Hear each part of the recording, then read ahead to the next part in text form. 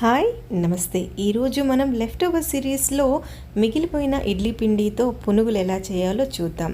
నా దగ్గర ఒక కప్పు మిగిలిపోయిన ఇడ్లీ పిండి ఉంది. దాంట్లో 1/2 టీ స్పూన్ జీరా, ఒక ఉల్లిపాయ సన్నగా కట్ చేసింది, 2 మిర్చీలు సన్నగా కట్ చేసి పెట్టుకుంది. అలానే ఒక కప్పుకి నేను 2 టేబుల్ స్పూన్ల మైదా పిండిని యాడ్ చేసి రుచికి సరిపడా ఉప్పుని వేసి అన్నిటినీ సరిగ్గా కలిపి పక్కన పెట్టుకుంటాను.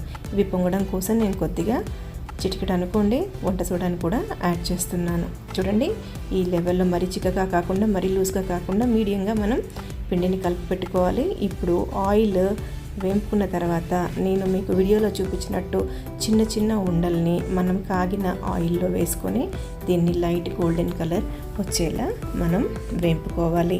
ఆయిల్కి దగ్గరగా కనుక మనం వేసినట్లయితే మనకి తూకలు రాకుండా రౌండ్గా మనకి పునుగులు వస్తాయి. దీన్ని లో ఫ్లేమ్లో మనం వేపుకోవాలి.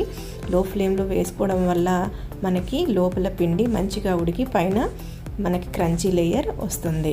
చూడండి, మిగిలిపోయిన ఇడ్లీ పిండితో ఎంతో క్రంచీ క్రిస్పీ పునుగులు రెడీ అయిపోయాయి. మీరు ట్రై చేసి మీకు ఎలా కుదిరిందో నాతో కామెంట్ చేసి చెప్పండి. నేను జయశ్రీ, వనంతో మనం.